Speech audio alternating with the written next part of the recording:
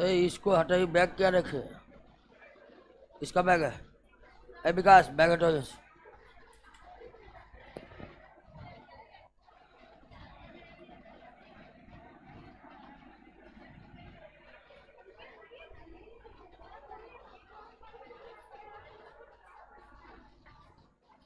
रास्ता क्लियर रखिए। रास्ता इधर, हाँ इधर।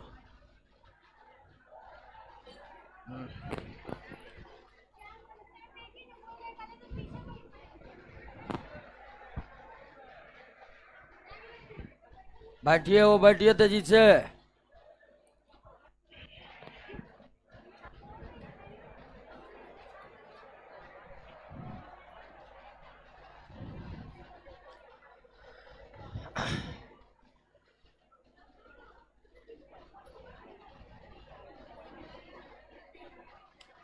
चलिए दोस्तों, हर जगह से जुड़े हुए मधेपुरा, खगड़िया, दरभंगा, भागलपुर, पूर्णिया,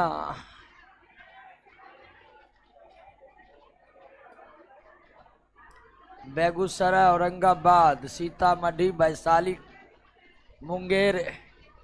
क्या बात है, क्या बात है दोस्तों, हर तरफ से जुड़े हुए हैं। और बैठ जाइए। हल्ला जो बैठ गए हैं कृपया करके बात मत करिए, ठीक है? मोबाइल रख दीजिए, मोबाइल रखिए।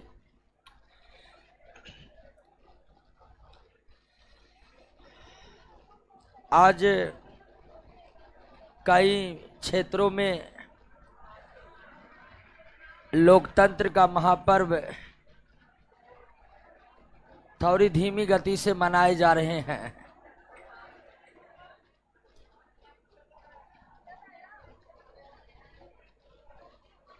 ए डियर ब्रदर, बैठिए आराम से।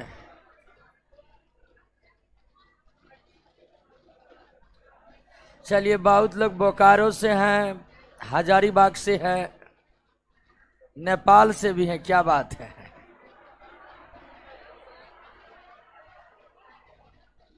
बांका, बक्सर। चलिए, आप कमेंट करना बंद कीजिए और मन और मस्तिष्क को एक जगह केंद्रित कीजिए। अब हम शुरुआत करते हैं। आने दीजिए, रास्ता को खाली रखिए।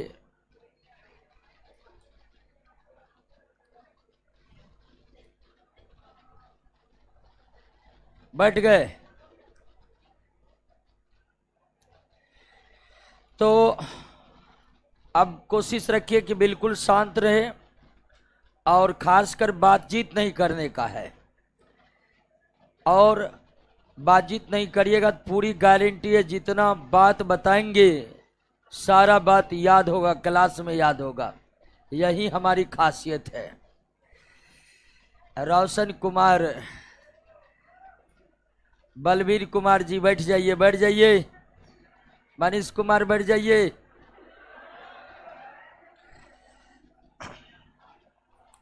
पिछले क्लास में यहाँ पर, यहाँ कहाँ गया ये? ओह, पानी पीने गई है। पिछले क्लास में कहाँ तक पढ़े थे?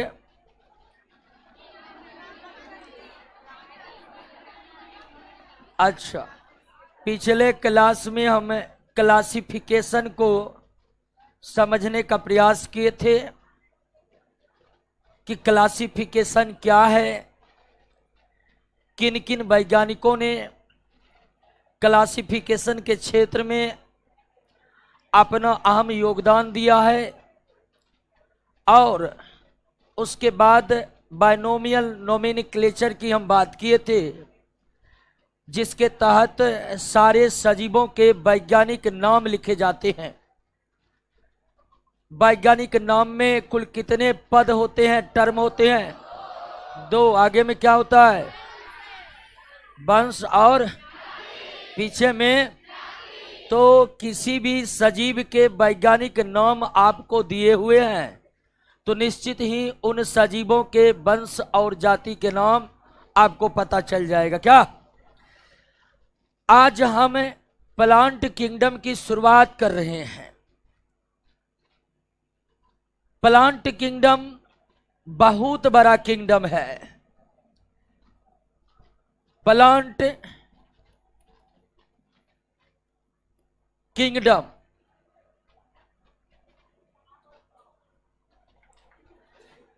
अब तक जितने सजीवों की जातियों के बारे में हमारे जीव वैज्ञानिकों ने पता लगाया है, उसकी संख्या 1.8 मिलियन है। कितना है? 18,01.8 मिलियन।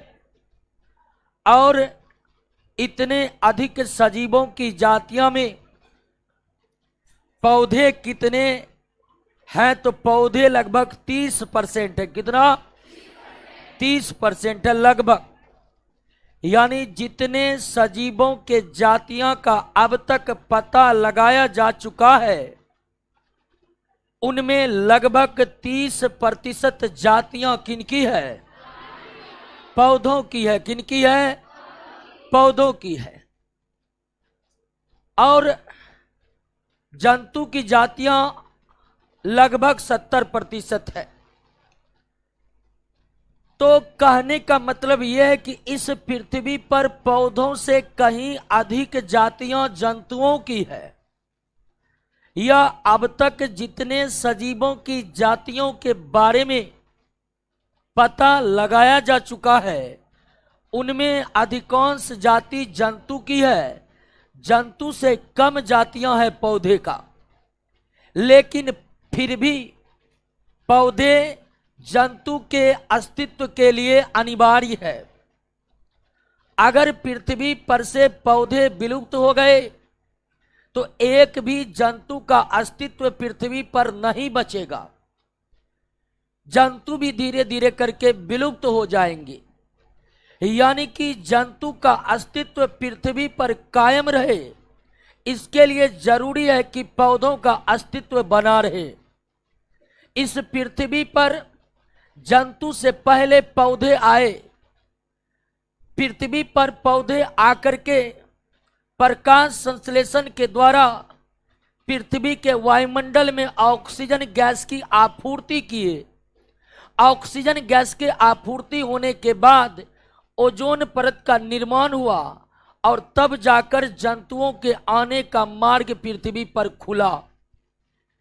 कहने का मतलब यह है दोस्तों कि इस पृथ्वी पर जंतुओं के जातियों के तुलना में पौधों की बहुत कम जातियां हैं, लेकिन फिर भी पौधों की संख्या जंतुओं से कई गुना अधिक है। क्या इस लाइन को आप समझे?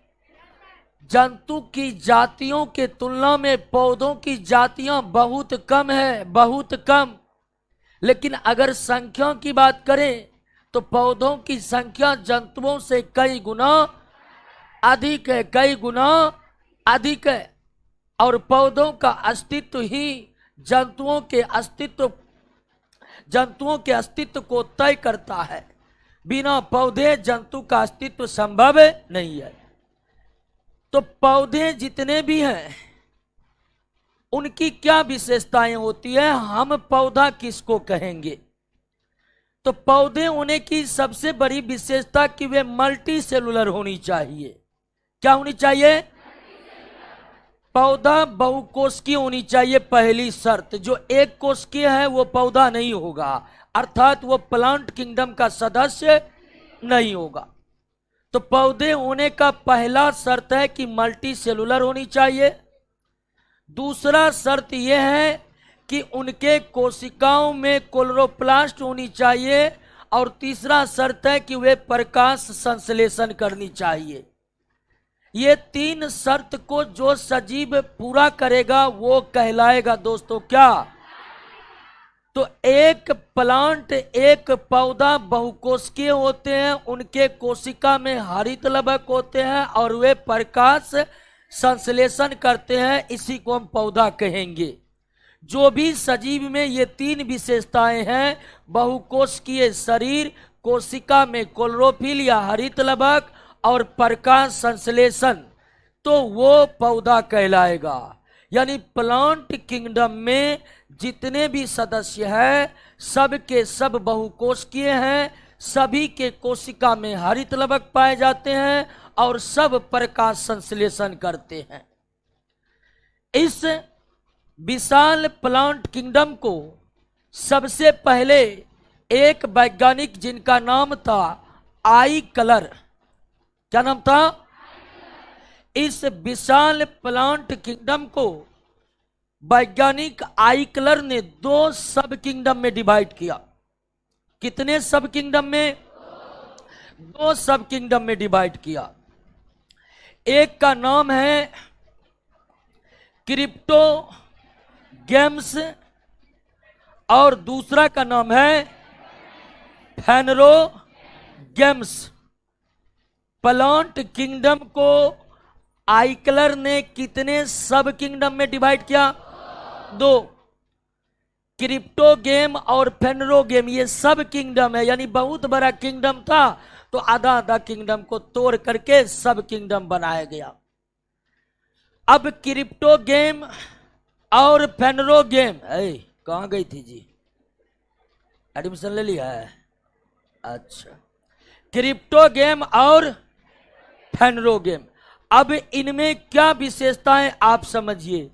क्रिप्टो गेम में ऐसे पौधे को रखे गए हैं जिनमें कभी फूल नहीं लगते हैं। फूल नहीं लगने के कारण फल भी नहीं बनते हैं और बीज भी नहीं बनते हैं।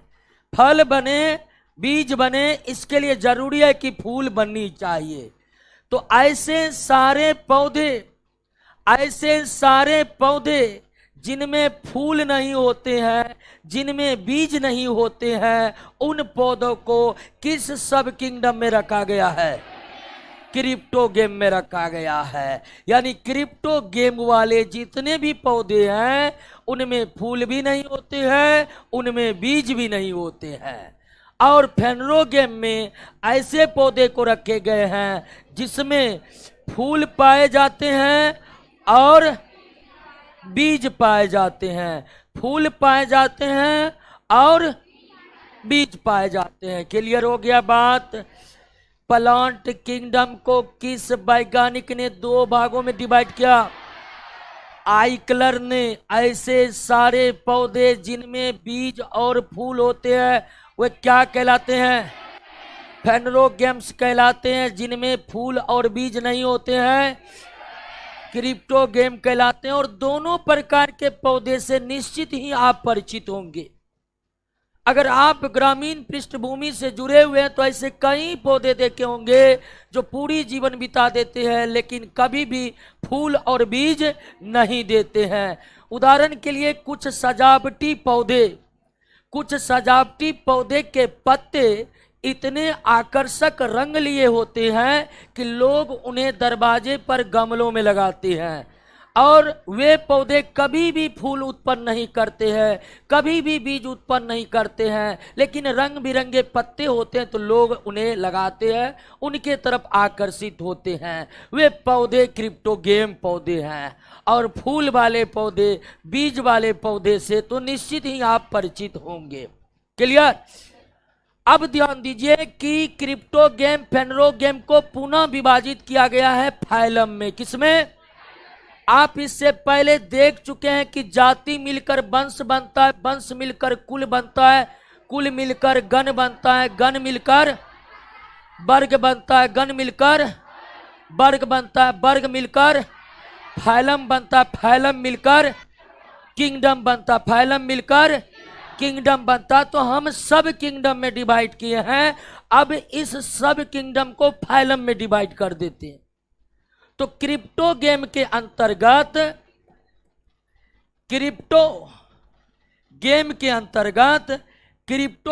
अंतर्गत मुख्य 3 फाइलम है दोस्तों। एक है थैलोफाइटा, दूसरा का नाम है ब्रायोफाइटा और तीसरा का नाम है टेरिडोफाइटा में पी अक्षर जो है वो साइलेंट रहता है। टेरिडोफाइटा में पी अक्षर जो है वो साइलेंट रहता है दोस्तों। तो क्रिप्टो गेम जो कि सब किंगडम था वो डिवाइड हो गया है फाइलम में। यानी क्रिप्टो गेम के अंतर्गत पौधों के कुल कितने फाइलम हैं? 3 फाइलम है, थैलोफाइटा, ब्रायोफाइटा और टेरिडोफाइटा। थैलोफाइटा, ब्रायोफाइटा और अब यहां पर ध्यान दीजिए दोस्तों कि आप जानते हैं कि क्रिप्टो गेम में फूल और बीज नहीं होते हैं। जिन पौधों में फूल और बीज नहीं होते हैं उन्हें ही रखा गया किसमें? और क्रिप्टो गेम पुनः 3 फाइलम में डिवाइड हुआ है। तो इसका मतलब यह भी है कि थैलोफाइटा में भी बीज और फूल नहीं होगा, ब्रायोफाइटा में भी फूल और बीज नहीं होगा, टेरिडोफाइटा में भी फूल और बीज, अर्थात थैलोफाइटा, ब्रायोफाइटा, टेरिडोफाइटा पौधे के ऐसे समूह हैं जिनमें कभी फूल और बीज नहीं लगते हैं, जिनमें फूल और बीज नहीं लगते हैं। दूसरा सब किंगडम था हमारा फेनरो गेम्स। फेनरो गेम्स, फेनरो गेम्स को 2 फाइलम में डिवाइड किया गया है। कितने फाइलम में? 2 फाइलम में। एक है जिम्नो एस्पर्म, जिम्नो एस्पर्म, इसको हिंदी में अनावृत बीजी कहते हैं। और दूसरा है एंजियो एस्पर्म यानी कि आवृत बीजी। थैलोफाइटा, ब्रायोफाइटा, टेरिडोफाइटा का हिंदी नाम भी वही है, इसका कोई अलग से हिंदी नाम नहीं है। थैलोफाइटा को हिंदी में भी थैलोफाइटा ही कहते हैं, ब्रायोफाइटा को हिंदी में भी ब्रायोफाइटा ही कहते हैं। लेकिन जिम्नोस्पर्म को हिंदी में अनावृत बीजी कहा जाता है और एंजियोस्पर्म को आवृत बीजी कहा जाता है, एंजियोस्पर्म को आवृत बीजी कहा जाता है। तो फेनरो गेम्स के अंतर्गत 2 फाइलम है, जिम्नोस्पर्म और अब आप जानते हैं कि फेनरो गेम्स में उन पौधों को रखा गया है जिनमें फूल और बीज होते हैं, फूल और बीज होते हैं। तो जिम्नोस्पर्म में भी बीज होते हैं लेकिन फूल नहीं होते हैं। इस बात का आप ख्याल रखिएगा कि जिम्नोस्पर्म फेनरो गेम है, लेकिन इसमें एक बड़ी आश्चर्यजनक बात है कि इसमें बीज तो होते हैं लेकिन फूल नहीं होते हैं। प्रकृति का रचना बहुत अद्भुत अद्भुत है दोस्तों, हैरान हो जाइएगा। आप इससे पहले तुरंत जाने या आप पहले से भी जानते होंगे कि फूल बनेगा, फल बनेगा, उसके अंदर में बीज होगा। लेकिन प्रकृति में एक पौधे का समूह है, कौन? जिम्नोस्पर्म, जिनके पौधे में क्षमता है बिना फूल दिए बीज बना लेने का। तो जिम्नोस्पर्म में बीज होते हैं लेकिन फूल नहीं होते हैं, जबकि एंजियोस्पर्म में फूल भी होते हैं और फल भी होते हैं और बीज भी होते हैं। लेकिन इसमें फूल नहीं होते हैं, फल नहीं होते हैं, केवल बीज होते हैं। केवल क्या होते हैं? तो याद रखना, जिम्नोस्पर्म में फेनरो गेम्स पौधे हैं लेकिन इन जिम्नोस्पर्म में फूल और फल नहीं होते हैं, लेकिन आश्चर्यजनक तरीके से इसमें बीज होते हैं। और बीज होने के कारण ये रखा गया है किसमें? क्योंकि फेनरो गेम्स में उन सारे पौधे को रखा गया है जिनमें बीज होते हैं और जिनमें फूल होते हैं, जिनमें बीज होते हैं, जिनमें। और एंजियोस्पर्म, एंजियोस्पर्म ऐसे पौधे का समूह है जिसमें फूल होते हैं। क्लियर हो गया? यहां तक कोई दिक्कत नहीं ना? तो प्लांट किंगडम को 2 सब किंगडम क्रिप्टो गेम और फेनरो गेम में डिवाइड हुआ। क्रिप्टो गेम 3 फाइलम में डिवाइड हुआ, फेनरो गेम 2 फाइलम में डिवाइड हुआ। तो इस तरह से अगर हम देखें तो प्लांट किंगडम में कुल कितने पौधे का फाइलम है? 5 पौधे का फाइलम है। 3 क्रिप्टो गेम और 2 फेनरो गेम, 3 क्रिप्टो गेम और 2 पौधे के किस किस फाइलम में फूल और बीज नहीं लगते हैं? थैलोफाइटा, ब्रायोफाइटा और टेरिडोफाइटा। अब आप कहिए पौधे के किस फाइलम में फूल लगते हैं? एंजियोस्पर्म के अतिरिक्त किसी भी पौधे के फाइलम में फूल और फल नहीं लगते हैं। तो फूल और फल दोनों देने वाला एकमात्र पौधे का फाइलम है और वो क्या है? एंजियोस्पर्म है। पौधे के 5 कुल फाइलम में एकमात्र पौधे का फाइलम या एकमात्र पौधे का समूह एंजियोस्पर्म ही है, जो फूल भी देते हैं और फल भी देते हैं, जो फूल भी देते हैं और फूल और फल एंजियोस्पर्म के अलावे और किसी पौधे में नहीं होता है और किसी पौधे में नहीं होता है। क्लियर है यहां तक? अब इसी 5 फाइलम को पढ़ना है एक एक करके, क्योंकि प्लांट किंगडम में कुल कितने फाइलम? थैलोफाइटा, बराफाइटा, टेरिडोफाइटा, जिम्नोस्पर्म और एंजियोस्पर्म। इसका बंटवारा किस आधार पर हुआ है आप देख लिए हैं। अब एक एक करके हम इन फाइलमों के बारे में पढ़ेंगे और प्लांट किंगडम के अंतर्गत कुल 5 फाइलम हमें पढ़ना होगा। तो आइए एक एक करके इस फाइलम को हम समझने का प्रयास करते हैं और देखते हैं कि किस फाइलम में कौन से महत्वपूर्ण पौधे शामिल है दोस्तों।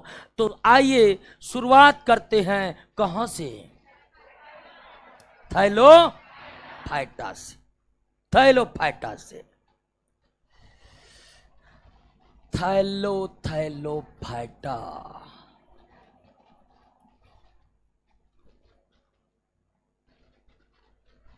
थैलोफाइटा।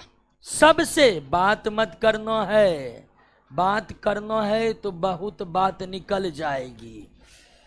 सबसे पहला लक्षण थैलोफाइटा का, थैलोफाइटा में उन पौधों को रखा गया है, थैलोफाइटा में उन पौधों को रखा गया है जिन पौधा में जड़ भी नहीं होते हैं, जिन पौधा में तना भी नहीं होते हैं, जिन पौधा में पत्ती भी नहीं होते हैं। पृथ्वी पर ऐसे सभी पौधे जिनमें जड़ नहीं है, जिनमें तना नहीं है, जिनमें पत्ती नहीं है, वे सारे पौधे कैसे पौधे? थैलोफाइटा समूह के पौधे में जड़, तना और पत्ती का अभाव होता है। जड़, तना और पत्ती का अभाव होता है। अब आपके मन में ये ख्याल आता होगा कि जब जड़ नहीं है, तना ही नहीं है, पत्ती नहीं है, तो फिर इसे पौधा कह क्यों रहे हैं?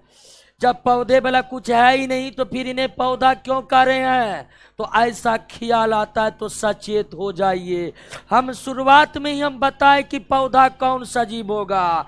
वो सजीव जो बहुकोशिकीय है, वे सजीव जिनके कोशिका में क्लोरोफिल है या क्लोरोप्लास्ट है और जो प्रकाश संश्लेषण करता है, वे सारे सजीव पौधे होंगे। पौधे होने का मतलब ये नहीं है कि उसमें जड़ होनी चाहिए, उनमें तना होनी चाहिए, उनमें पत्ती होनी चाहिए। पौधे होने का मतलब है मल्टी सेलुलर होनी चाहिए, कोशिका में क्लोरोप्लास्ट होनी चाहिए और उसका प्रकाश संश्लेषण करनी चाहिए। ये है पौधे के 3 मेन लक्षण। तो थैलोफाइटा के पौधे में थैलोफाइटा के पौधे बहुकोशिकीय हैं। थैलोफाइटा के पौधे के कोशिका में क्लोरोप्लास्ट पाए जाते हैं और थैलोफाइटा प्रकाश संश्लेषण करते हैं, इसलिए वो पौधा है। लेकिन इसमें जड़ भी नहीं होते हैं, तना भी नहीं होते हैं और पत्ती भी। तो अब आप कहिएगा कि फिर ये देखने में कैसे लगते हैं? जब कुछ है नहीं, देखने में कैसे लगते हैं? तो दोस्तों, थैलोफाइटा पौधे के शरीर की आकार जो है या इसका शरीर जो है थैलस के समान होता है। इसका शरीर कैसा होता है? थैलोफाइटा का शरीर कैसा होता है? थैलस के समान। अब आप कहिएगा थैलस भी बहुत हम नहीं जानते हैं, तो थैलस का एक एग्जाम्पल आपके सामने रख रहे हैं। बारिश के समय हरे हरे परतों को जमीन पर उगे देखे हैं दोस्तों, वो काई कहलाता है। क्या कहलाता है? वो पौधा है। वो क्या है? पौधा है। उसकी आकृति आप देखे हैं, वही आकृति कौन आकृति है? थैलस वाली आकृति है। वही आकृति कौन आकृति है? थैलस वाली आकृति है, थैलस वाली आकृति है। तो थैलोफाइटा के पौधे में जड़, तना, पत्तियों का अभाव रहता है और इनके शरीर की आकार किसके समान होता है? थैलस के समान होता है, थैलस के समान होता है, कुछ इस समान होता है, थैलस के समान। थैलस का मतलब थैली भी आप लगा सकते हैं। क्लियर हो गया? बात समझ गए? अब ध्यान दीजिए कि पौधे में जड़ नहीं है, तना नहीं है, पत्ती नहीं है। अब जिन पौधों में जड़ नहीं है दोस्तों, जिन पौधों में जड़ नहीं है, क्या वे पौधे स्थल पर रहने के लिए अनुकूल होंगे? होंगे। एक पौधा स्थल पर क्या बिना जड़ का रह सकता है? कोई भी पौधा को अगर मिट्टी यानी स्थल पर रहना है तो सबसे पहले उसके पास क्या होनी चाहिए? जड़, ताकि मिट्टी में उस जड़ के द्वारा वो अपनी शरीर को खड़ा करने में समर्थ हो सके। लेकिन थैलोफाइटा में जड़ ही नहीं होता है, और जड़ जिनमें नहीं होता है वे पौधे स्थल पर नहीं उग सकते हैं, क्योंकि स्थलीय पौधे स्थल से पानी लेते हैं किसके द्वारा?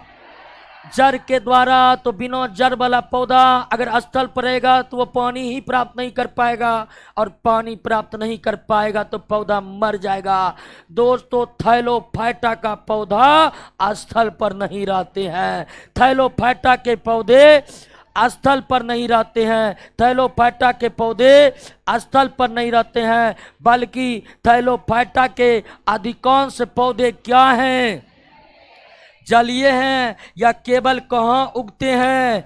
नम स्थान पर। और कहाँ उग सकते हैं? गीले दीवारों पर, गीले दीवारों पर। और कहाँ उग सकते हैं? बाथरूम में। क्लियर? बात समझ गए कि नहीं? तो थैलोफाइटा के अधिकांश पौधे क्या होते हैं? जलीय होते हैं, क्योंकि ये पौधे अभी उतना विकसित नहीं हुआ है कि स्थल पर रहेगा। इनमें जड़ ही नहीं है, और बिना जड़ वाला पौधा स्थल पर नहीं रह सकता है। इसीलिए दोस्तों, थैलोफाइटा के अधिकांश पौधे क्या हैं? जलीय हैं, या फिर वहां उगते हैं जहां जल की मात्रा सबसे ज्यादा होता है। आप बरसात के समय दरवाजों पर हरे हरे काई को उगे देखते हैं? देखते हैं ना? वे हरे हरे काई बरसात खत्म होते ही खत्म हो जाता है। क्या कभी आप सोचे हैं कि जो काई, हरे रंग की काई बरसात के समय पूरे दरवाजों पर, पूरे दीवारों पर छा गया था, वो वर्षा ऋतु समाप्त होते ही खत्म हो जाता है, सूख जाता है। ऐसा क्यों? ऐसा इसलिए जब बारिश हो रही थी तब उसे लगातार पानी मिल रहा था, लेकिन बारिश समाप्त हो गई इसीलिए उन्हें पानी मिलना बंद हो गया, और उसमें जड़ नहीं होने के कारण वे मिट्टी से पानी लेने में असमर्थ है। और अगर पौधा को पानी नहीं मिलेगा तो वो केवल सूर्य के प्रकाश से प्रकाश संश्लेषण नहीं कर सकता है। प्रकाश संश्लेषण के लिए अनिवार्य रूप से जल की भी आवश्यकता होती है, और इसलिए काई जो बरसात के समय उगे होते हैं वो वर्षा ऋतु समाप्त होने ही समाप्त हो जाते हैं। दोस्तों, तो थैलोफाइटा के पौधे कहाँ रहते हैं? जल में रहते हैं। कहाँ रहते हैं? तो ऐसे सारे पौधे जिनमें जड़ नहीं होते हैं, तना नहीं होते हैं, पत्ती नहीं होते हैं, वो किस फाइलम का पौधा है? थैलोफाइटा समूह के पौधे का शरीर का आकार कैसा होता है? थैलोफाइटा पौधे प्रायः कहाँ उगते हैं? थैलोफाइटा के अधिकांश पौधे जल में उगते हैं, या ऐसे स्थान पर उगते हैं जहां जल की मात्रा या जल की आपूर्ति लगातार होते रहती है, जैसे कि नम स्थान पर, जैसे कि गीली मिट्टी में, जैसे ये बाथरूम उग जाया करते हैं, क्योंकि वहां भी जल की मात्रा हमेशा उसको मिलती रहती है। लेकिन आप कहिएगा थार मरुस्थल में थैलोफाइटा लगाएंगे, क्या ये संभव है? कोई कहेगा कि सहारा मरुस्थल में थैलोफाइटा लगाकर आए हैं, आप मानिएगा?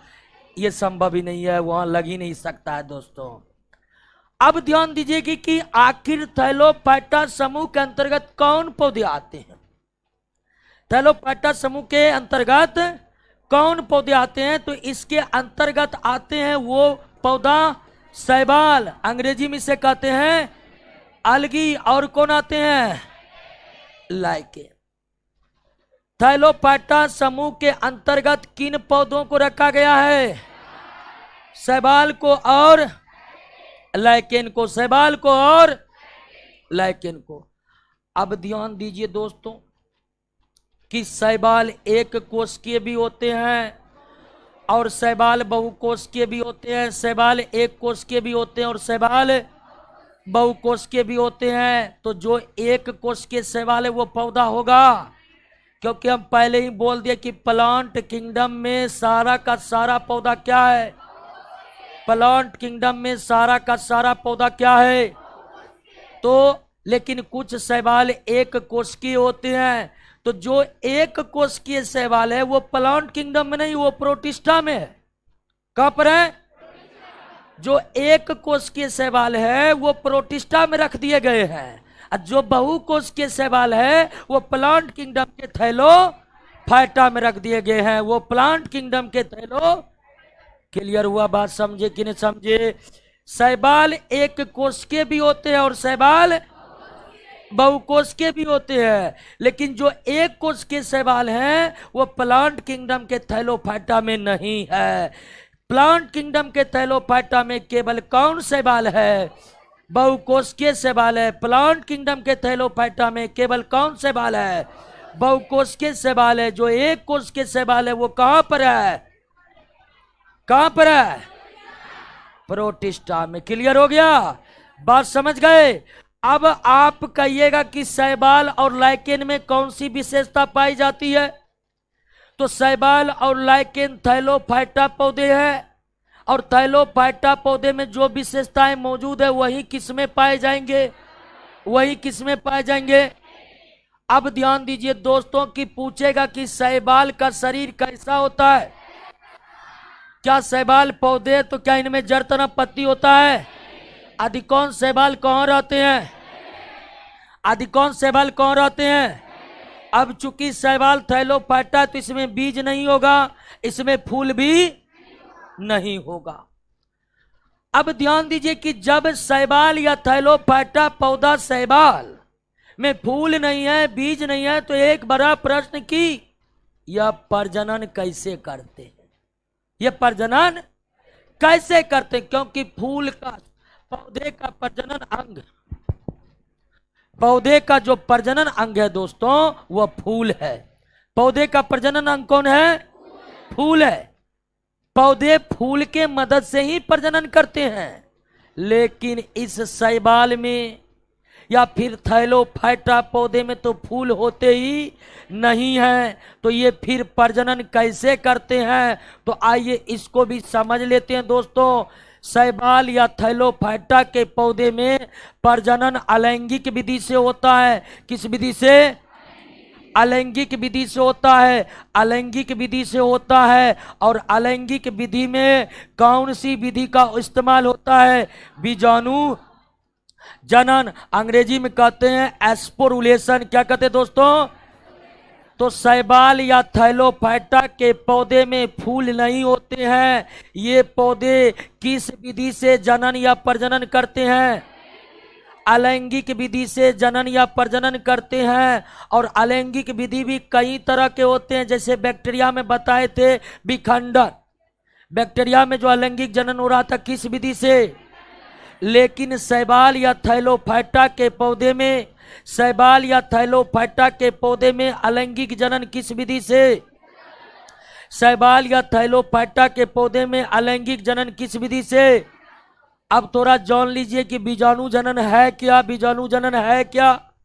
तो बीजाणु जनन में सबसे पहले पौधे के शरीर में एक थैली का निर्माण होता है। सबसे पहले एक थैली का निर्माण होता है, जिस थैली को कहते हैं बीजाणु धानी। जिस थैली को क्या कहते हैं?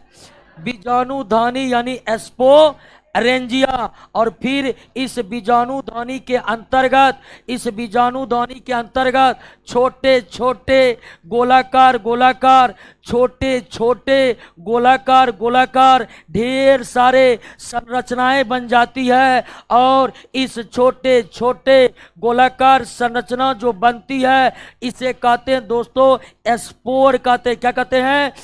स्पोर कहते हैं। हिंदी में क्या कहते हैं?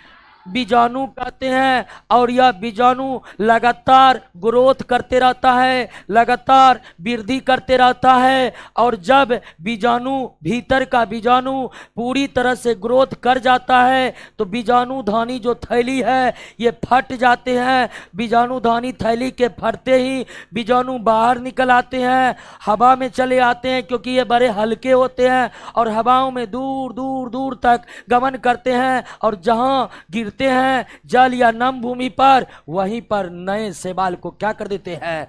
पैदा कर देते हैं। अब बरसात के समय अचानक दरवाजे पर काई उगे देखते हैं।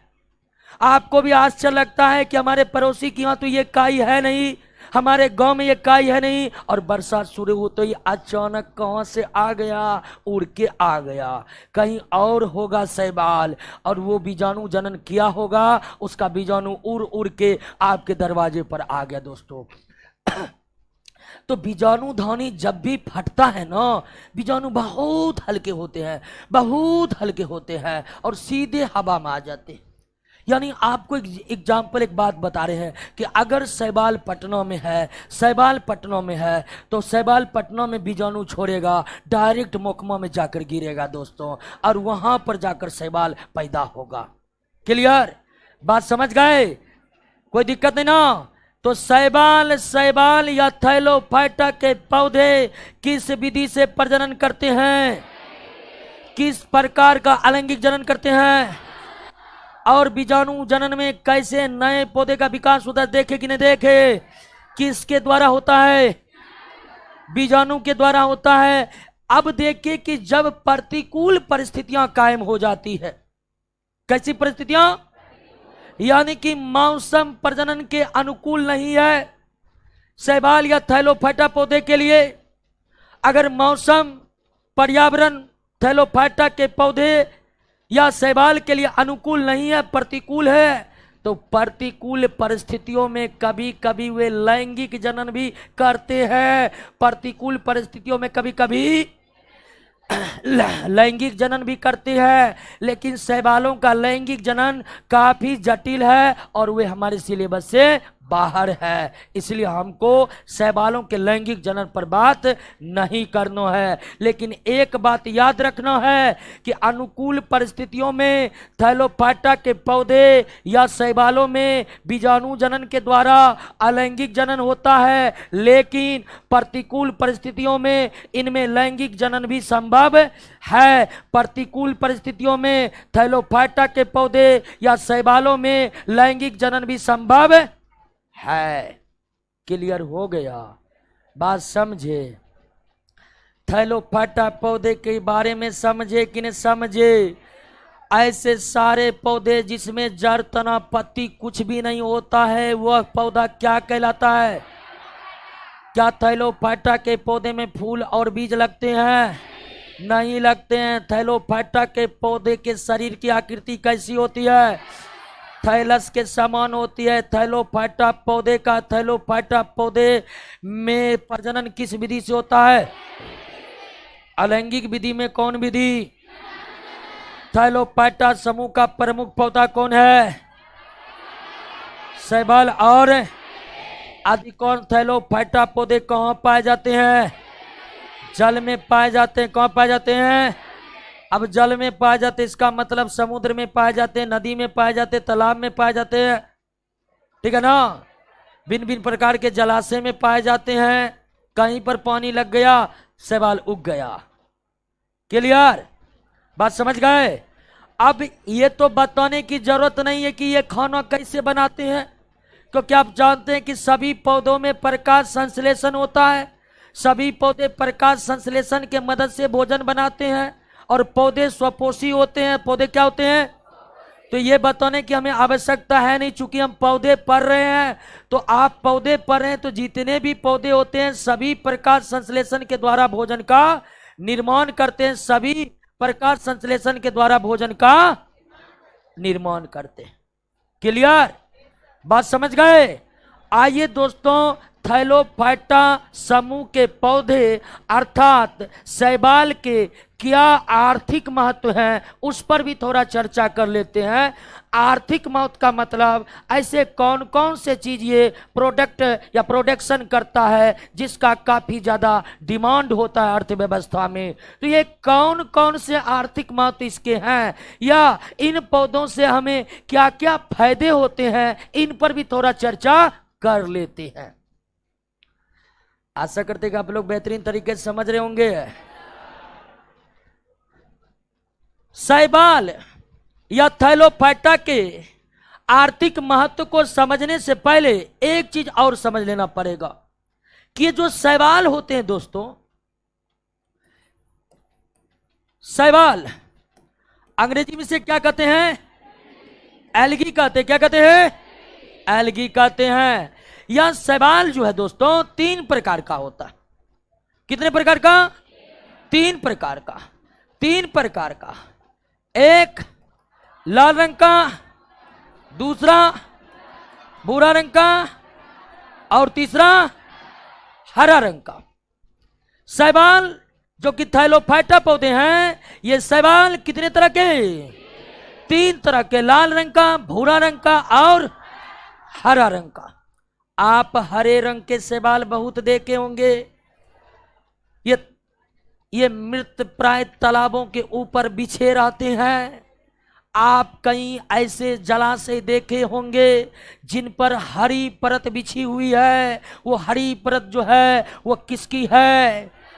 शैवालों का। आपको हरा रंग का शैवाल जो है मीठे जल में भी मिलेगा। आपको हरा रंग का शैवाल समुद्र में कम मिलेगा, समुद्र में ज्यादा मिलेगा किस रंग का शैवाल? भूरे रंग का शैवाल, सॉरी भूरे रंग का नहीं, लाल रंग का शैवाल। किस रंग का? लाल रंग का शैवाल। और भूरे रंग का शैवाल ज्यादातर चट्टानों पर पाए जाते हैं। चट्टान मतलब नम चट्टानों पर। कई ऐसे चट्टान होते हैं जिस पर बहुत बड़े जल के स्रोत होते हैं दोस्तों, जल के स्रोत होते हैं। तो जिन चट्टानों पर बड़े बड़े जल के स्रोत होते हैं उन्हीं चट्टानों पर बहुत ज्यादा उगे दिखे मिलते हैं किस रंग के शैवाल? तो अगर ये 3 रंग के शैवाल होते हैं तो हरे रंग के शैवाल आपको प्रायः मीठे जल में मिल जाएगा। लाल रंग का शैवाल जो है आपको प्रायः समुद्री यानी कि लवण जल में मिल जाएगा। और भूरे रंग के शैवाल प्रायः कहाँ पाए जाते हैं? चट्टानों पर पाए जाते हैं। ये सामान्य तौर पर बताया, नहीं तो सब शैवाल हर जगह रहता है। ऐसा नहीं कि हरा शैवाल कसम खाए हुआ है कि समुद्र में तो जाएंगे नहीं क्योंकि लाल वहां पर हमसे बनता नहीं, ऐसा बिल्कुल नहीं है। सब शैवाल हर जगह पाए जाते हैं। लेकिन सामान्य रूप से अगर हम बात करें, ज्यादा हरे रंग का शैवाल मीठे जल में, ज्यादा भूरे रंग का शैवाल चट्टानों पर, ज्यादा लाल रंग का शैवाल। एक भूगोल में आप सुने होंगे लाल सागर। वो लाल सागर का रंग लाल है, किसके कारण लाल है? तो शैवाल कितने प्रकार के? लाल रंग के शैवाल, भूरे रंग के शैवाल और अब ध्यान रखिएगा, लाल रंग के शैवाल को कहा जाता है रोडोफाइसी, सॉरी हाँ रोडोफाइसी। लाल रंग के शैवाल को क्या कहा जाता है? हरे रंग के शैवाल को कोलरो, हरे रंग के शैवाल को कोलरो और भूरे रंग के शैवाल को फियोफाइसी। भूरे रंग के शैवाल को रोडोफाइसी शैवाल का रंग, फियोफाइसी शैवाल का रंग, कोलरोफाइसी शैवाल का रंग। अब आपके मन में ख्याल आता होगा कि ये अलग अलग रंग आखिर इन शैवालों को प्रदान कौन करता है? अलग अलग रंग इन शैवालों को प्रदान कौन करता है? तो दोस्तों क्लोरोफिल केवल एक तरह के नहीं होते हैं, क्लोरोफिल भी कई तरह के होते हैं और अलग अलग रंगों के लिए कोई और जिम्मेदार नहीं है। जिम्मेदार है कौन? क्लोरोप्लास्ट के भीतर का क्लोरोफिल। इसमें हरे रंग का क्लोरोफिल, इसमें भूरे रंग का क्लोरोफिल, इसमें लाल रंग का क्लोरोफिल होता है दोस्तों। बात समझे कि ना? तो शैवाल कितने प्रकार के? तीन प्रकार के फियोफैसी शैवाल कैसा होता है? भूरे रंग का होता है। Chlorophyceae, rhodophyceae. Any problem? अब आइए दोस्तों, शैवाल के आर्थिक महत्व पर हम चर्चा कर लेते हैं। शैवाल यानी अलगी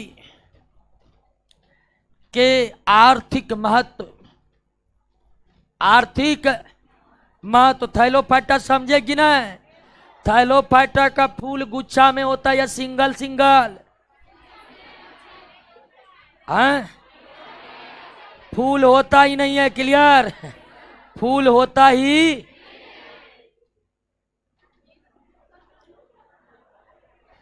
चलिए दोस्तों, अब हम शैवाल के आर्थिक महत्व को समझ लेते हैं।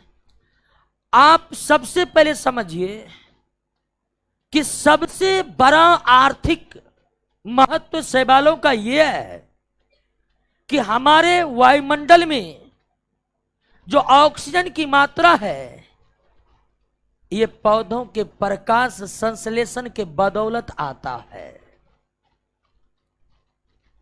वातावरण में ऑक्सीजन मात्र 21% है। मात्र कितना? 21%। और हम लोग सांस में ऑक्सीजन लेते हैं। इतने लोग सांस लेते हैं, फिर भी कभी ऑक्सीजन घटता नहीं है। ऑक्सीजन की मात्रा वायुमंडल में हमेशा कांस्टेंट बना रहता है। कारण आप जानते हैं कि हम जितना ऑक्सीजन लेते हैं उतना ही ऑक्सीजन प्रकाश संश्लेषण के द्वारा पौधे क्या कर देते हैं? छोड़ देते हैं। वातावरण में सबसे ज्यादा ऑक्सीजन को कौन छोड़ता है? सबसे ज्यादा वायुमंडल में ऑक्सीजन को छोड़ता है थैलोफाइटा समूह का पौधा। कौन? शैवाल। सबसे ज्यादा ऑक्सीजन प्रोड्यूसर है या शैवाल? सबसे ज्यादा। आप कहिएगा सबसे ज्यादा, सो कितना औकात हो गया इसको? छोटा छोटा पौधा और इतना ऑक्सीजन, आखिर कैसे? दोस्तों, इस पृथ्वी के 70% भाग पर क्या फैला हुआ है? इस पृथ्वी के 70% भाग पर जल फैला हुआ, करा शैवाल फैला हुआ। इस पृथ्वी के 70% हिस्से पर क्या है? जल है। और वो जल किसका निवास स्थान है? तो इस पृथ्वी पर शैवालों का निवास स्थान बहुत बड़ा है दोस्तों। और 30% स्थल पर भी नदियां हैं, झरने हैं, तालाब है, और पता नहीं कितना कितना गड्ढा है दोस्तों, और उसमें कितना पानी है दोस्तों। तो वो 30% में भी इसका वास स्थान है, और 70% पर तो अकेला राज करता है यह शैवाल। क्योंकि बड़ा बड़ा बरगद पीपल का औकात नहीं को 70% में जाकर उग जाए, और इसका अपना घर है दोस्तों। तो इस पृथ्वी पर शैवालों का वास स्थान बहुत बड़ा है, और इतने व्यापक क्षेत्र में ये फैले हुए हैं कि सबसे ज्यादा ऑक्सीजन को वायुमंडल में कौन छोड़ता है? सबसे ज्यादा वायुमंडल में ऑक्सीजन को कौन छोड़ता है? ये सबसे बड़ा आर्थिक महत्व है।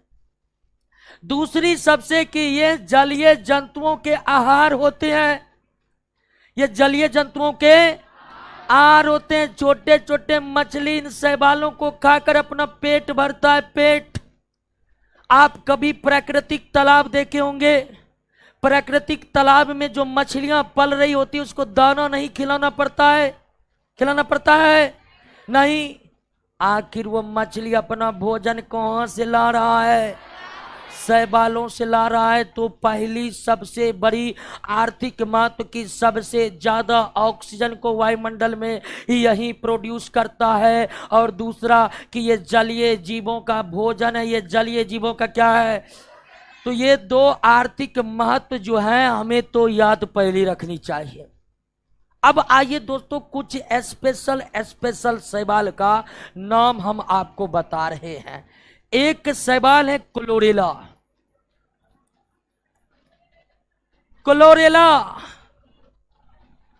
और दूसरा है एस्पाइरुलिना।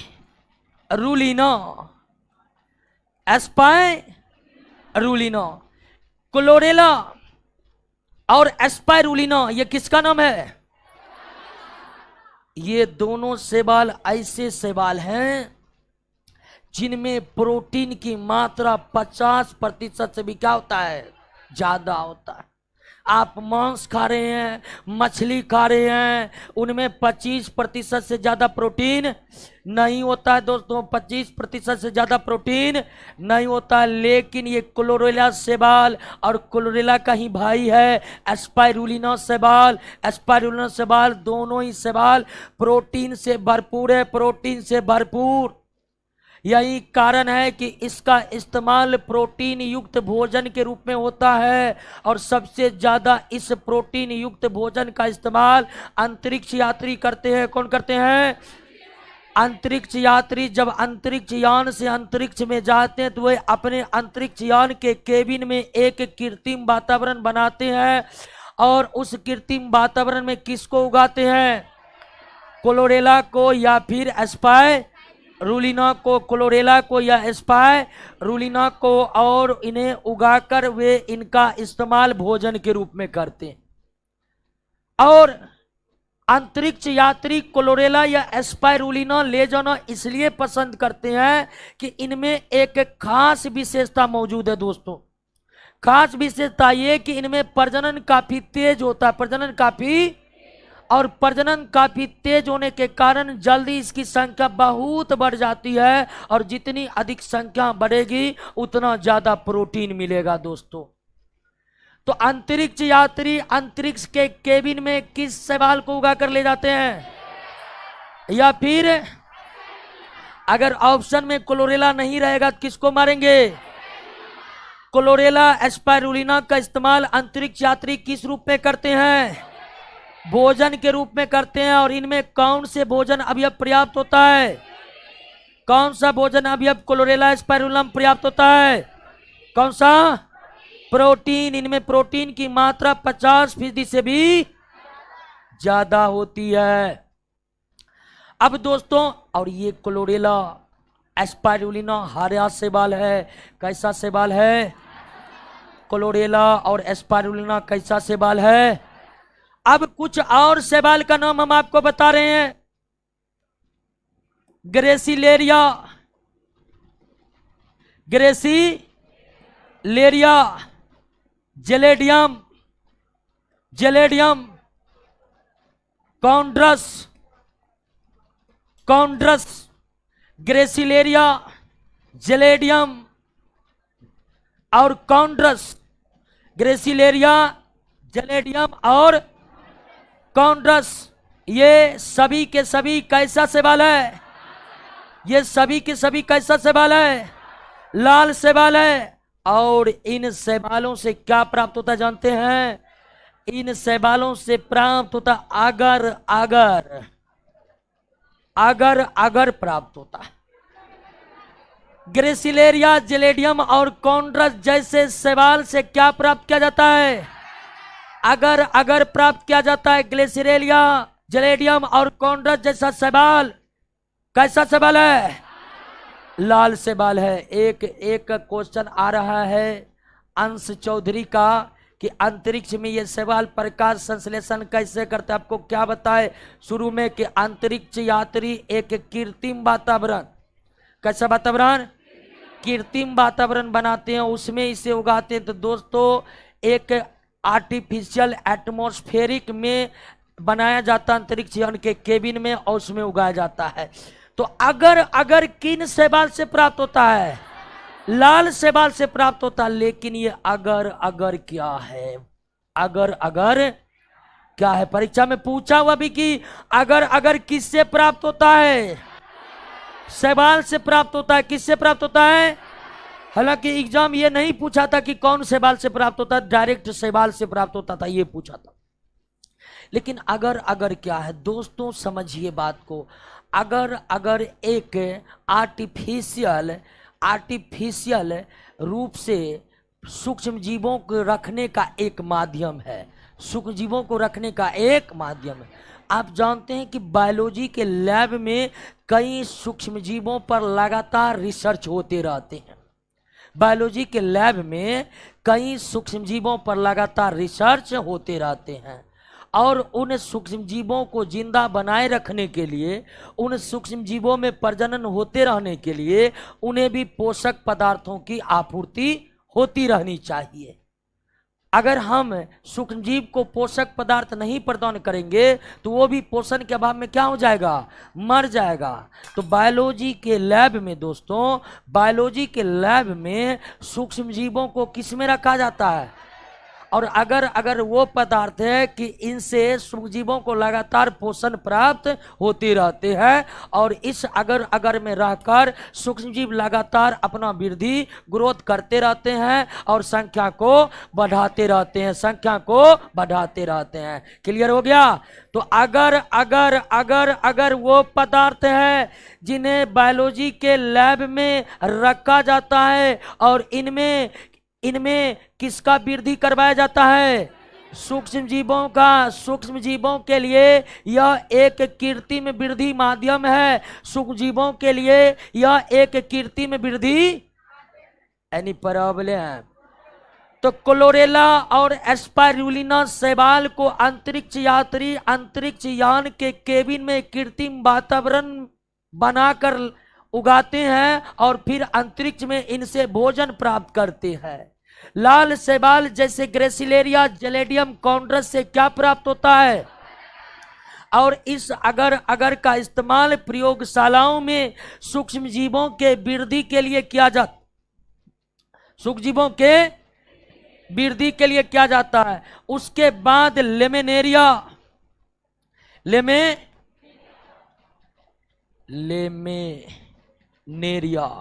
लेमेनेरिया शैवाल एक भूरा शैवाल है। कैसा शैवाल है? भूरा शैवाल है। और इस शैवाल से क्या प्राप्त किया जाता है? आयोडीन प्राप्त किया जाता है। क्या प्राप्त किया जाता है? एक शैवाल जिसका नाम है लेमिनेरिया शैवाल।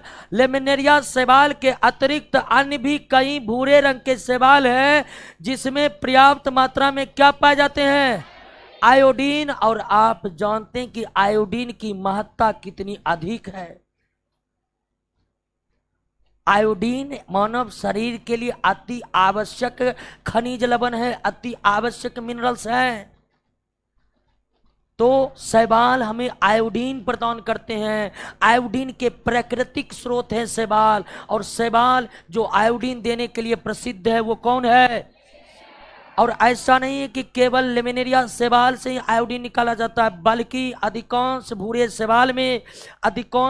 शैवाल में उपस्थित रहते क्या? आयोडीन। अधिकांश भूरे शैवाल में उपस्थित रहता है क्या? आयोडीन। अब अगला आर्थिक महत्व दोस्तों, अगला आर्थिक महत्व आप पोरफायरा का नाम सुने होंगे। पोरफायरा, ये पोरफायरा क्या है? शैवाल है। ये पोरफायरा क्या है? शैवाल है। पोरफायरा क्या है? शैवाल है। उसके बाद अलवा का नाम जानते हैं? अलवा नहीं, अलवा, ये भी क्या है? शैवाल है। पोरफायरा क्या है? शैवाल है। पोरफायरा क्या है? शैवाल है। अलवा भी किसका नाम है? शैवाल का नाम है। और इन सब शैवाल का इस्तेमाल किस रूप में होता है?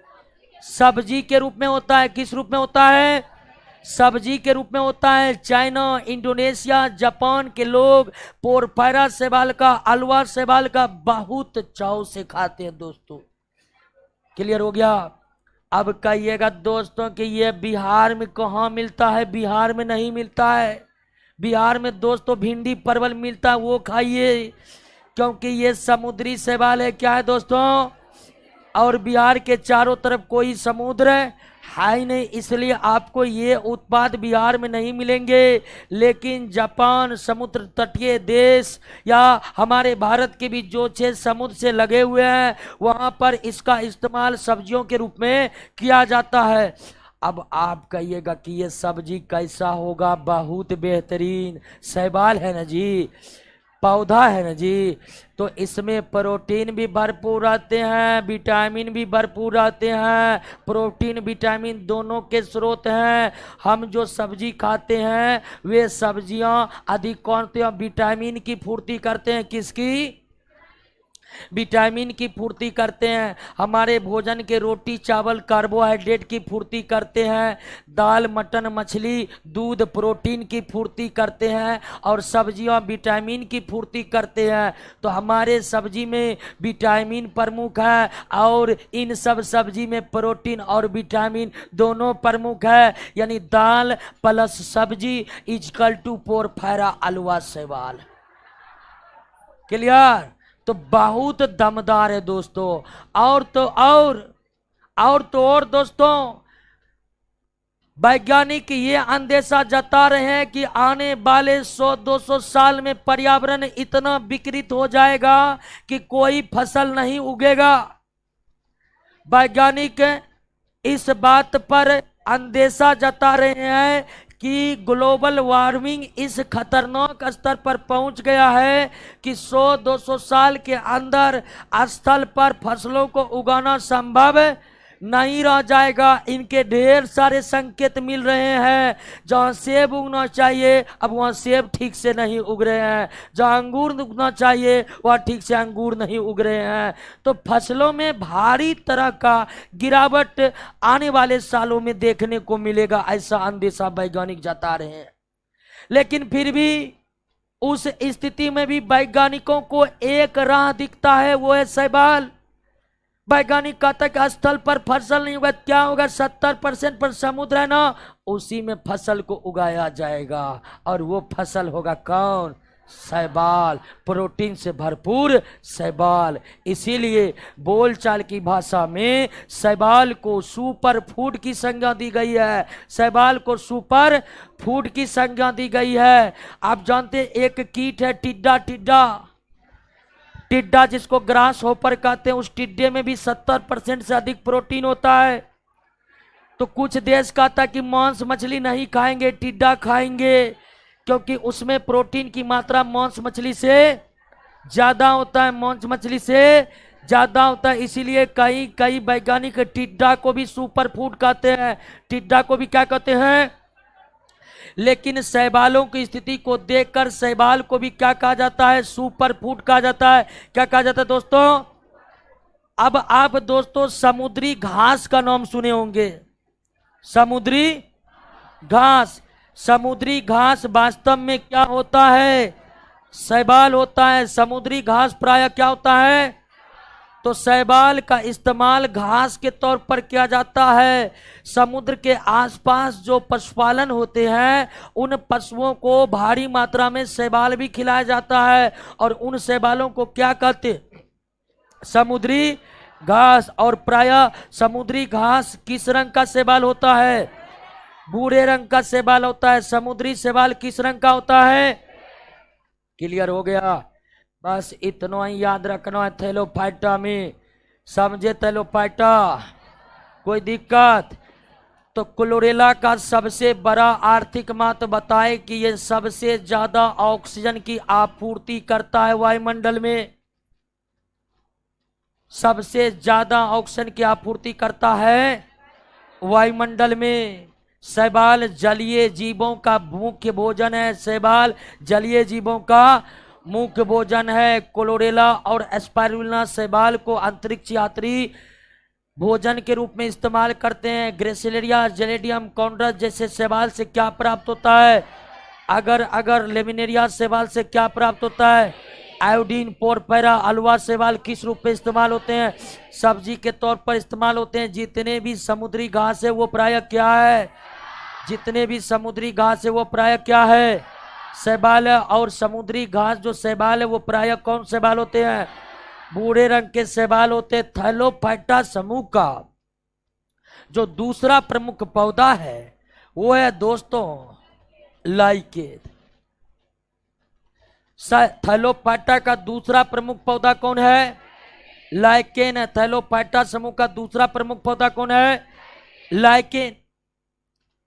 अब यह लाइकेन प्रकृति का एक अनोखा आश्चर्यचकित करने वाला पौधा है, क्योंकि ऐसी विशेषता इस लाइकेन में मौजूद है एक सन्नी कुमार का नील हरित शैवाल क्या होता है? नील हरित शैवाल साइनोबैक्टीरिया को कहते हैं। नील हरित शैवाल वास्तविक शैवाल, वास्तव में साइनोबैक्टीरिया का नया नाम क्या रख दिया गया है? तो ये हमें याद रखना है कि नील हरित शैवाल वास्तव में बैक्टीरिया है। और वो कौन बैक्टीरिया है? साइनोबैक्टीरिया है। चूंकि वह प्रकाश संश्लेषण करता है, इसीलिए उसे जीव वैज्ञानिक नील हरित शैवाल नाम दिए हैं। नील हरित शैवाल नाम दिए हैं। अब आइए लाइकेन पर। लाइकेन में ऐसी विशेषताएं मौजूद है, लाइकेन में ऐसी विशेषताएं मौजूद हैं कि आप कहिएगा, एकदम आश्चर्य से भर जाइएगा। जब कहता वाह क्या विशेषताएं इसमें मौजूद है, वहीं लाइकेन आपको आश्चर्य में भर देगा। प्रकृति में लाइकेन की तरह कोई दूसरा एग्जाम्पल मौजूद नहीं है। पृथ्वी के विशाल पर्यावरण में लाइकेन की तरह कोई दूसरा पौधा मौजूद नहीं है। आखिर इसमें कौन सी विशेषताएं मौजूद है? लाइकेन में यह विशेषता मौजूद है कि प्रकृति में जब दो अलग अलग सजीव आपस में मिलते हैं ना, तब जाकर उदय होता है किसका? लाइकेन का। दो अलग अलग सजीव जब आपस में मिलते हैं ना, तो एक नए सजीव कहलाने लगते हैं, और वही आपका क्या है? लाइकेन। लाइकेन दो अलग अलग सजीवों से मिलकर बना होता है, जिनमें एक कौन है और दूसरा कौन है? कवक। प्रकृति में जहां कहीं भी शैवाल और कवक आपस में सहजीवी संबंध बनाते हैं, तो उदय होता है किसका? यानी लाइकेन किन किन सजीवों से मिलकर बना है? शैवाल और कवक से मिलकर बना है। और लाइकेन में, लाइकेन का निर्माण जो शैवाल और कवक मिलकर करते हैं, यह शैवाल और कवक आपस में किस रूप में रहते हैं? सहजीवी के रूप में रहते हैं। एक सहजीवी का संबंध, एक सहजीवी का मतलब हुआ दोस्तों, सहजीवी का मतलब हुआ कि ऐसा संबंध जो दोनों को फायदा पहुंचाए। जो दो सजीवों के बीच ऐसा संबंध जिसमें दोनों को फायदा पहुंचे, वो क्या कहलाता है? वो क्या कहलाता है दोस्तों? सहजीवी कहलाता। क्लियर बात समझ गए? तो शैवाल और कवक जब सहजीवी संबंध बनाते हैं, तब उदय होता है किसका? लाइकेन का। अब यहां ध्यान दीजिए कि लाइकेन का वास स्थान केवल जल में नहीं है। अब तो ये समझ गए कि थैलोफाइटा के अंतर्गत आते हैं लाइकेन। किसके अंतर्गत? और आप ये भी जानते हैं कि थैलोफाइटा का अधिकांश पौधे जलीय है, लेकिन लाइकेन के साथ ऐसी बात नहीं। जहां जहां कवक उग सकते हैं, वहां वहां लाइकेन का निर्माण हो सकता है। जहां जहां कवक उग सकते हैं, वहां वहां लाइकेन का निर्माण। यानी लाइकेन पहाड़ों पर उगते हैं, लाइकेन चट्टानों पर उगते हैं, लाइकेन पेड़ के छालों पर उगते हैं, लाइकेन गीली मिट्टी में उगते हैं, लाइकेन सूखी दीवारों पर उगते हैं। और लाइकेन किन किन से मिलकर बने होते हैं? इनके बीच का संबंध कैसा होता है? इनके बीच का संबंध कैसा होता है? अब सहजीवी संबंध में दोनों एक दूसरे को फायदा पहुंचाते हैं, तो दोनों एक दूसरे को कैसे फायदा पहुंचाते हैं, आइए इसको समझ लीजिए। तो आप जानते हैं कि कवक के पास क्लोरोफिल मौजूद, तो कवक व्यवस्था करता है किसका? किसका? कवक और व्यवस्था करता है किसका? किसका? जल का। और ये दोनों व्यवस्था करके किसको देता है? किसको देता है? और शैवाल सूर्य के प्रकाश जल से, और इसके पास तो क्लोरोफिल है। क्या? जाइए जाइए। अब जानते हैं शैवाल के पास क्लोरोफिल मौजूद है। शैवाल के पास क्लोरोफिल मौजूद है, लेकिन जड़ मौजूद। तो शैवाल प्रकाश संश्लेषण तो कर सकता, लेकिन जल के अभाव में ये मिट्टी से जल नहीं ले सकता है। तो खनिज लवण और जल की व्यवस्था कौन करता है? कवक। और कवक में एक हाइफा नामक संरचना होती है। कौन? हाइफा। जब कवक पढ़ा रहे थे तो बताए थे आपको, कवक अपने हाइफा नामक संरचनाओं से खनिज लवण और जल की व्यवस्था करता है और दे देता किसको? और शैवाल फिर करता है दोस्तों क्या? प्रकाश संश्लेषण। और प्रकाश संश्लेषण के द्वारा बनाता है क्या? भोजन। और एक बात जान लीजिए, कोई भी पौधा प्रकाश संश्लेषण के द्वारा ढेर सारे भोजन बनाते हैं, इतने जितने उसका इस्तेमाल वो नहीं कर सकता है। तो प्रकाश संश्लेषण शैवाल किया, ढेर सारा भोजन बनाया और कुछ भोजन वो खुद खाया और जो बच गया वो किसको मिल गया? तो यही संबंध क्या है? सहजीवी संबंध। ये बेचारा प्रकाश संश्लेषण नहीं करता है तो इन सब चीजों की व्यवस्था कर देता है, ये बेचारा उन सब चीजों की व्यवस्था नहीं करता है, लेकिन प्रकाश संश्लेषण के द्वारा क्या कर देता है? भोजन बना देता है, भोजन खुद का इस्तेमाल करता है और बच जाता है जो कवक। क्लियर हो गया? तो लाइकेन में शैवाल और कवक के सहजीवी संबंध में दोनों एक दूसरे को किस प्रकार से मदद पहुंचाते, इस बात को समझे कि नहीं समझे? लेकिन एक बात और समझिए कि यह लाइकेन जो है, लाइकेन में शैवाल और कवक के बीच का जो संबंध है, इस संबंध को कहते हैं क्या? लेकिन इस संबंध को एक और नामों से जाना जाता है और वो क्या नाम है? हेलोटिज्म। हेलोटिज्म का हिंदी होता है मालिक नौकर का संबंध। कैसा संबंध? हेलोटिज्म का हिंदी क्या होता है दोस्तों? मालिक और नौकर का संबंध। हेलोटिज्म का मतलब क्या होता है?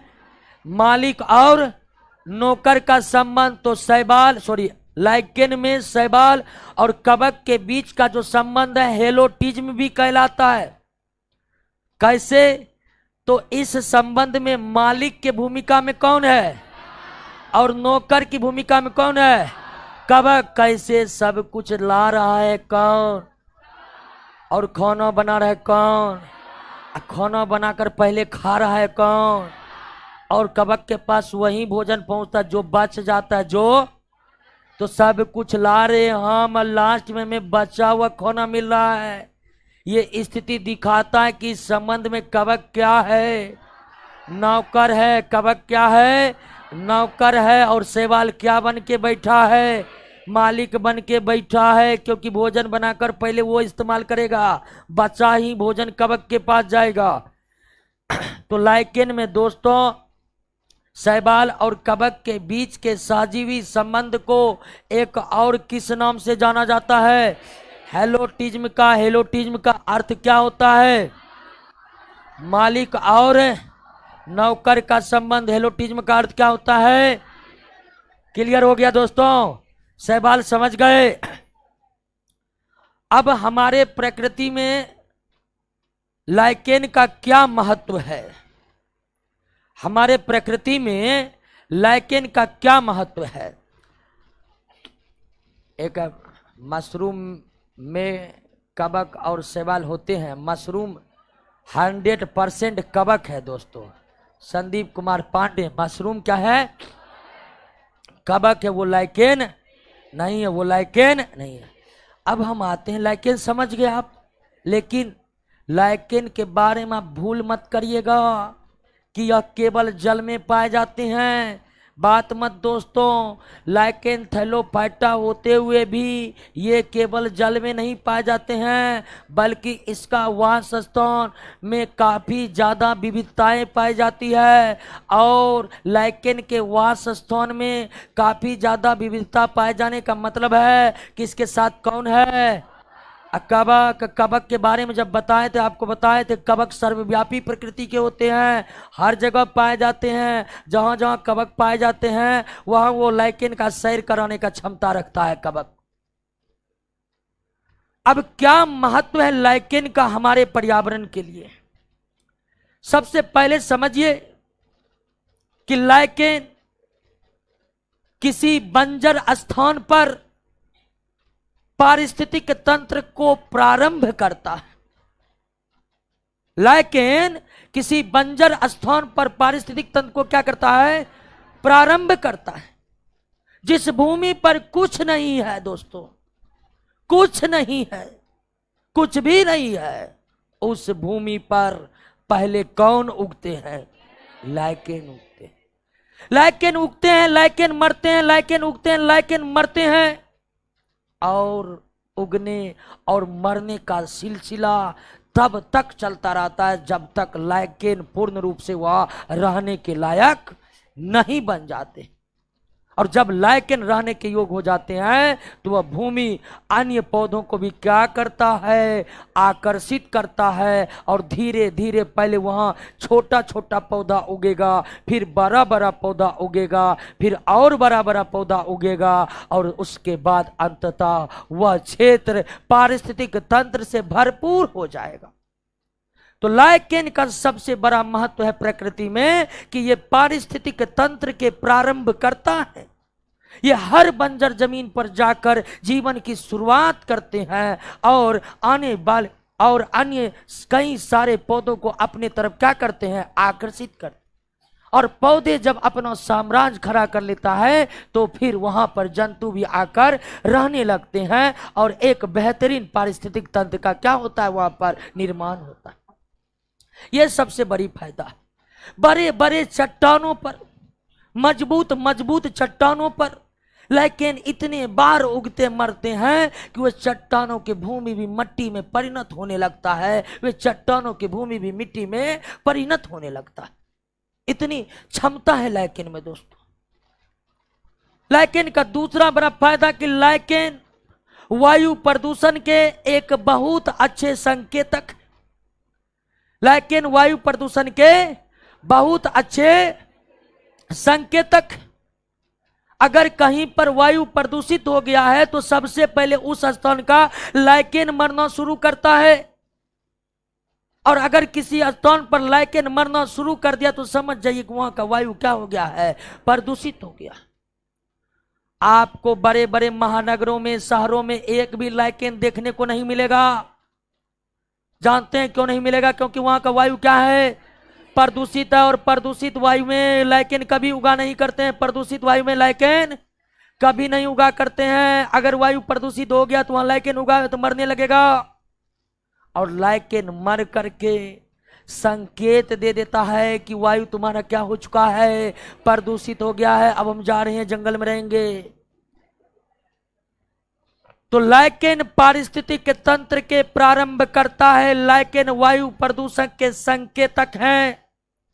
लाइकेन का इस्तेमाल सब्जी के रूप में भी किया जाता है। इंडोकार्पन। कौन लाइकेन? इंडोकार्पन लाइकेन का इस्तेमाल सब्जी के रूप में होता है दोस्तों। परमिलिया लाइकेन का इस्तेमाल मिर्गी के इलाज में होता है। रोसेला लाइकेन से लिटमस पेपर बनाए जाते हैं। वहीं लिटमस पेपर जिसका लैब में अम्ल और क्षार के परीक्षण में इस्तेमाल किया जाता है, रोसेला लाइकेन से लिटमस पेपर तैयार होते हैं। परमिलिया लाइकेन से मिर्गी रोग का इलाज का दवाई बनता है। इंडोकार्पन लाइकेन का इस्तेमाल किस रूप में करते हैं? क्लियर हो गया? लाइकेन को एक बार पढ़िए, इधर पर आइए नहीं, पढ़िए। सब चाहता है कि एकदम ऐसे करे वैसे करे दरोगा बन जाए। क्या ध्यान रखिए, दरोगा बनने के लिए कड़ी मेहनत करना पड़ेगा, कड़ी मेहनत। ये जो सोचिएगा मस्ती के मूड में पढ़ेंगे, मस्ती में रहेंगे और एक दिन दरोगा बन जाएंगे, ऐसा संभव नहीं है। एक लक्ष्य पर काम करिए दोस्तों।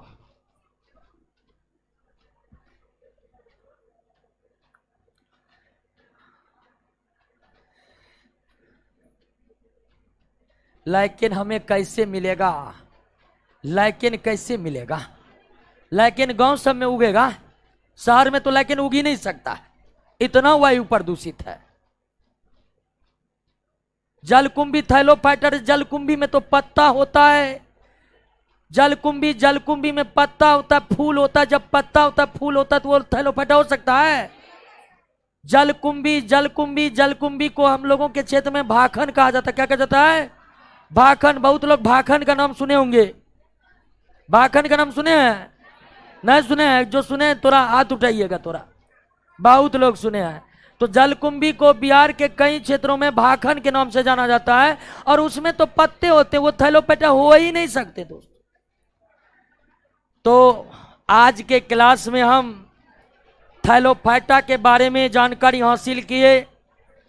अब पूरा विश्वास है कि थैलोफाइटा से जुड़े प्रश्न आपसे बनेंगे। कल के क्लास में हम ब्रायोफाइटा, टेरिडोफाइटा, जिम्नोस्पर्म और एंजियोस्पर्म पर बात करेंगे दोस्तों। ठीक है, पहले लड़की लोग को निकलने दीजिए, धरफराइए नहीं।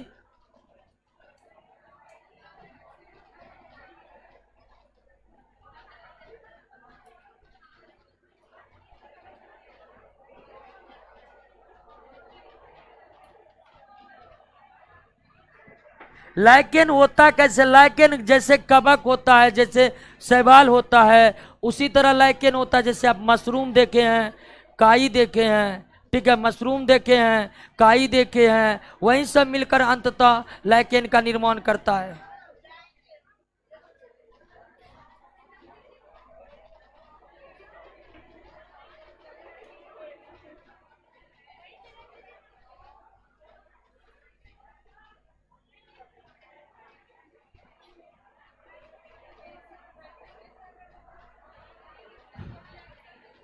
अब दोस्तों विस्तार में बहुत लोग कह रहे ये एग्जाम्पल दीजिए। आपके नोट में पर्याप्त एग्जाम्पल है, ठीक है ना। अब बहुत विस्तार में जाएंगे तो शैवाल हुआ या फिर लाइकेन हुआ, बहुत लंबा लंबा टॉपिक है। हम आसानी से या सामान्य रूप से जो हमारे लिए जरूरी है उसको देखते चले जा रहे हैं। और जितनी बात आपको बता रहे हैं समझिए उतनी बात आप याद कर लिए हैं, तो यकीन मानिए दोस्तों एक भी क्वेश्चन आपसे नहीं छूटने वाला है। द्विनाम पद्धति के दो घटक कौन है? ये कल के क्लास में ही बता दिए हैं दोस्तों, वंश और जाति, यही दो घटक है।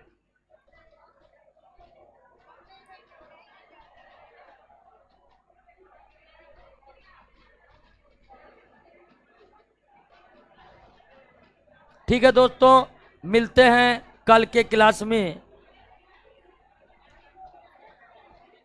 बंद कीजिए।